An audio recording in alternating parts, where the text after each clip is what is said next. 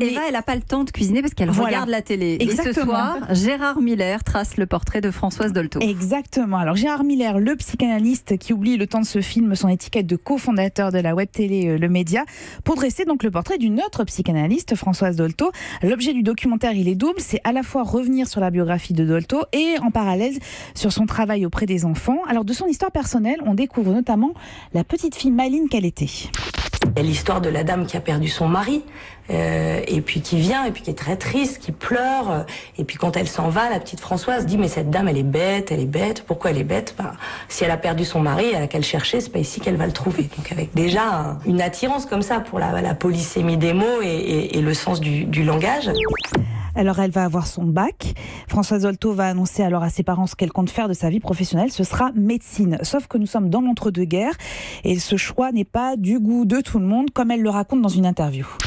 J'aurais dit je m'installe dans un bordel, que ça n'aurait pas été pire quand j'ai décidé, alors qu'on le savait de longue date, puisque depuis l'âge de 8 ans j'avais dit que je ferais la médecine, mais quand j'ai décidé, j'ai dit qu'à 25 ans personne ne m'en empêcherait, ça a été un Trafalgar épouvantable, non pas pour mon père mais pour ma mère qui pensait que vraiment je pourrissais ma vie, que je devenais une personne complètement hors la loi, une marginale définitive.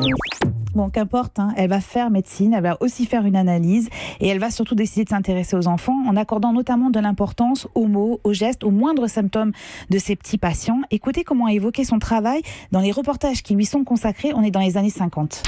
Les visages charmants qui sont ceux de l'enfance ne sauraient plus aujourd'hui faire illusion. Depuis que se sont développées les techniques de la psychanalyse, les psychologues sont habiles à découvrir au détour d'un dessin le contenu complexe d'une âme enfantine. Révolte contre l'école et l'autorité paternelle, par exemple, révélée par l'inversion volontaire des lettres. Alors, elle était qualifiée de militante de la vérité. Elle a fait preuve d'autorité, alors parfois d'autoritarisme, vous le verrez aussi dans le documentaire. Elle a toujours refusé le formatage et elle aime aussi une certaine forme de dinguerie. En 1962, avec son frère, qui est alors ministre des Postes et des Télécommunications, tous les deux, ils sont à l'origine de ça. Et la création d'un service spécialement chargé de répondre aux enfants, envoyant des lettres au Père Noël. Et à qui fait-il appel pour écrire la carte réponse du vieil homme en rouge? À sa sœur, Françoise, qui devient ainsi la première secrétaire du Père Noël. Et voilà, Françoise Dolto, première secrétaire du Père Noël. François ?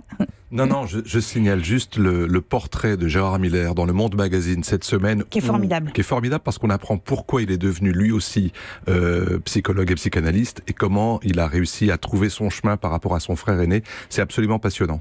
Alors, dans ce documentaire, il aborde vraiment avec intelligence le portrait de Dolto. Certains commentaires sont un peu faciles et on sent qu'il aime bien écrire et donc il se laisse un peu aller parfois à des facilités, mais le documentaire vraiment mérite qu'on s'y attarde. C'est sur France 3 à 20h55, ça s'appelle La Révolution de Dolto. Europe.